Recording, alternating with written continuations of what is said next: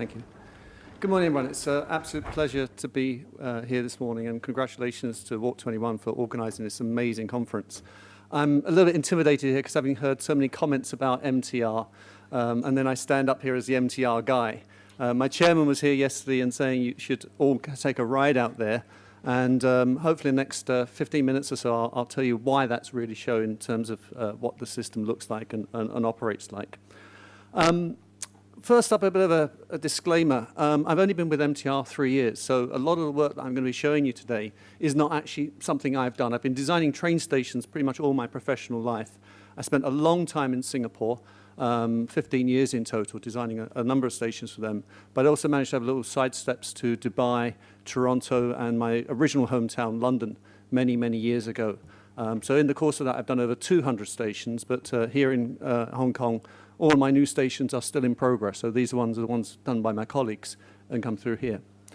I love transit, and I love cities. I was born in a great city, and now I'm lucky enough to live in a great city as well. I took this picture a couple of weeks ago, and the thing about Hong Kong, and particularly MTR, is I think Hong Kongers love the MTR as well. And I'm often asked what makes Hong Kong MTR special, and the simple answer I've come to after 3 years is the people. The people love Hong Kong. And if you take the people out of this slide, you see actually what a bland space it is. It's nondescript, it's grey. It could actually be anywhere on the planet. What makes this Hong Kong? And the answer to that, my theory at least, is this building. Now, everybody knows this building. It's another very grey building, but it's very iconic. It's obviously Foster's Airport, and it's an important building for the MTR because at the same time as building the airport, we built the Airport Express Railway. And the Airport Express Railway stations also followed that same grey colour code. We have here the airport station through here, Kowloon Station, and finally Hong Kong Station. They're all grey stations. So which one is which? Fortunately, the first chief architect, my predecessor, Roland Paletti, didn't see it like that. And he, like me, loves orange. And he designed a whole series of very, very colourful stations. Now, if you look at this space, it's actually also quite bland. It's a tube underground. You have no idea really where you are, except the colour code. And if you speak around, especially the visitors from overseas, if you talk around to people, people know the stations by the different colours. This is not an accident. It's part of our wayfinding system. People recognise one colour to the next, and it's part of how we actually get people around. And it's a legacy we carry on in the metro system to this day and beyond. And if you look in more detail, and as the next couple of slides shows, we have this whole range of colours. And you get it out through, it's a whole multitude of colours and rainbows, and it's, even with social media now, it's become very, very popular. And this slide summarizes up, I think, what are the 3 quintessential points of a Hong Kong MTR station. First is its bold use of colour, in this case, the blue of Lam Tin. Secondly is the use of mosaic. It's something that's almost ubiquitous here in Hong Kong, certainly not so common in Singapore, where I spent many parts of my career. And finally is the calligraphy, the writing on the wall. That is actually done by a retired MTR employee, and we still call him up, and when we open up the new stations coming up in the future, it's actually the same person doing the calligraphy right now. So the people are absolutely essential to this metro, and the colour goes back. This is Central Station taken today, and this is the people celebrating and being excited as how on opening day. Okay, you look at this guy here. He's climbing over the barrier through here. God knows it wasn't very good for fares in those days, but there you go. What were they so excited about? This is what we call the modified initial railway. This is the genesis of the metro that we operate today. We're approaching 50 years old now, but this was the start of the whole journey through there. And if I take you back to a map even further than that, it's quite remarkable how over the course of time we've actually delivered on the railway. And the early planners of the railway actually envisaged the future that they've now given us. Look at the date on this map. Sorry, I'm forward. 1970. I bet a few people in this room were not even born. Now, if I draw your attention to this part, oops, I keep pressing the wrong button, my apologies. This part here is what we call the Chartreuse Central Link. It's still under construction today. It's taken quite a long time to realize this vision and slowly build the network up that we've got today. I think it's important to recognize the challenges that those first designers faced. This is Diamond Hill Station, under construction in 1977. And look at Diamond Hill itself, the area around it. It takes some vision to see what it's going to become, that Hong Kong is going to become in the future, that those earlier leaders really had. And of course, Diamond Hill today is unrecognizable. And we talk about high-density living, the great separated routes, how much they're part and parcel of Hong Kong's DNA. And if you look at Hong Kong as it was in the 1980s when that first system was developed, this is the view that you had. And today, as we all know, it's an amazing city. My chief executive loves to say that MTR is the pride of Hong Kong. I dare to disagree with him. I think we are Hong Kong. This is not possible without MTR, without a series of linear cities that provides a safe, efficient, and effective transportation system around this super high density city. And it is quite incredible, and I'm very, very lucky now to call it home and to be the chief architect of the new stations. And the metro today, obviously we've integrated now with the KCR system through that.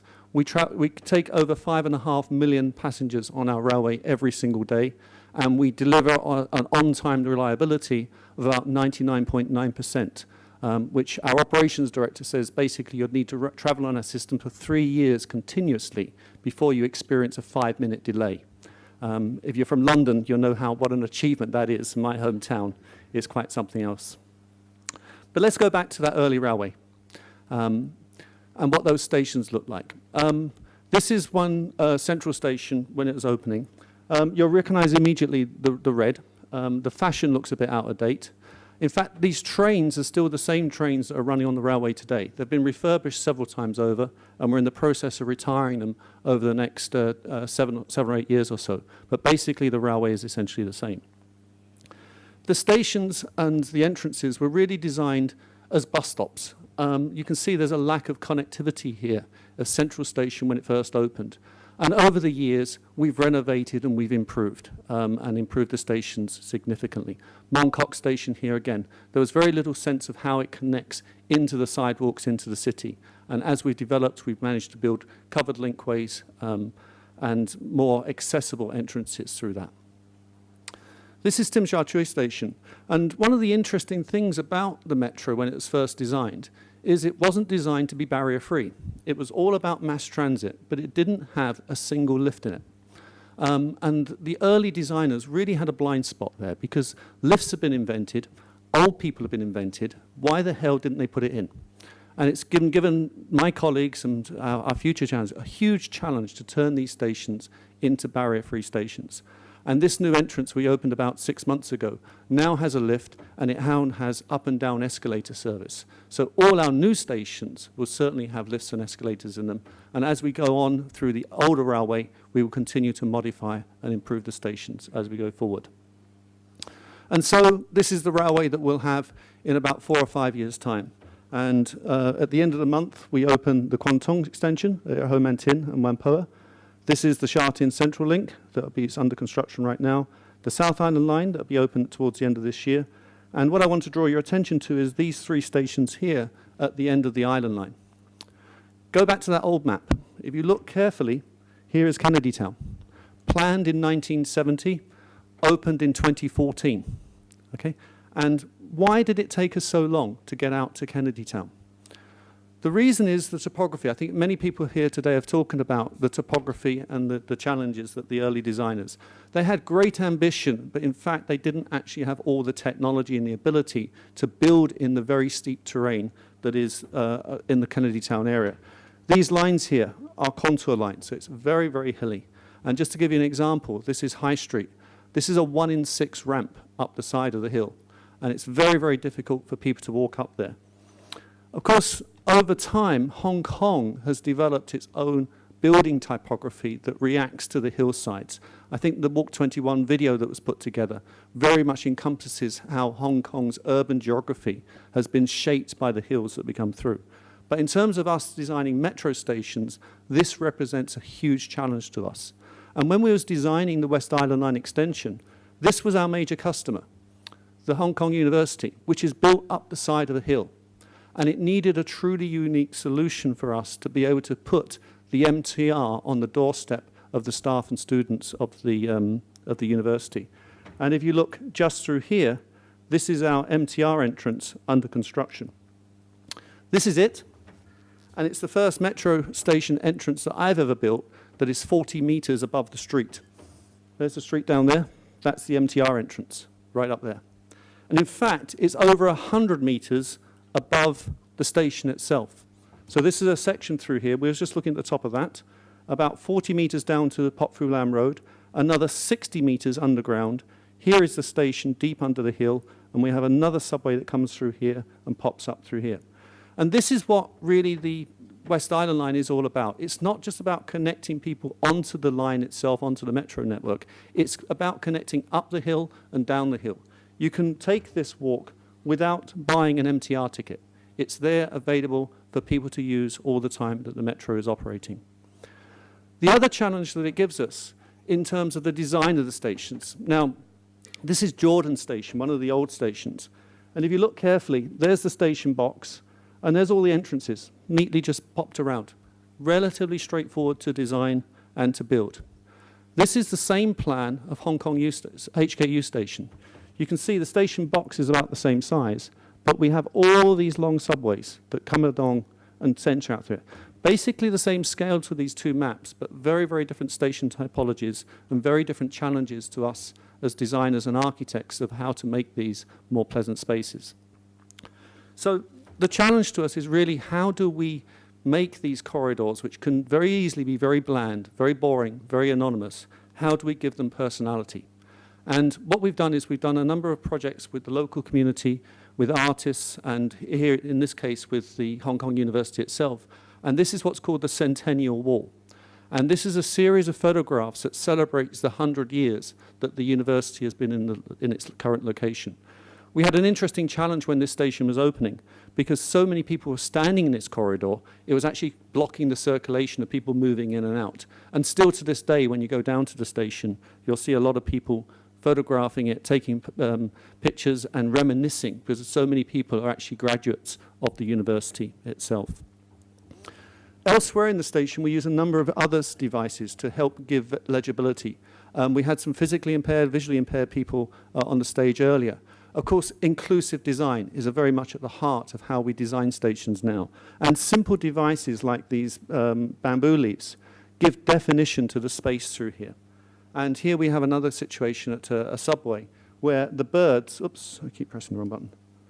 The birds are deliberately flying in a particular direction. That's in the direction of the exit. So it's not a wayfinding sign in itself, but it helps people identify where the exit leads. Of course, there is signage as well. When you're going to take such a long walk, you want to be reassured that you're going in the right direction. And we add signs that also give an indication of how long it will take you to walk down in these particular directions. Finally, the stations themselves. They look unlike any other metro station that Roland Paletti, the first station chief architect, designed. We have art at the heart of the stations, and this is a view of Hong Kong Station. And this was a community project where we invited the community to take photographs of the local area, and we reproduced them on the station walls to create truly unique spaces. So now this is no longer an anonymous underground space. It is HKU Station. And if you go to any other station, you will not find another artwork, anything like it. It makes it truly unique. It's not just another blue station, not just another green station. It is a unique station. And that process of integrating art, we've taken one step further. We have now entrances that have lifts. And when we use lifts rather than escalators, people have to wait. And what we've done there is we've deliberately integrated some more complex works that people can appreciate while they wait for the lift. And this particular piece was done with the local community, and specifically with a bunch of school children. And we had the school children come in, work with a professional artist, do these drawings, and then they've created this artwork that is actually on the side of the lift. We've gone one step further than that. In fact, we've installed the art in the lifts themselves.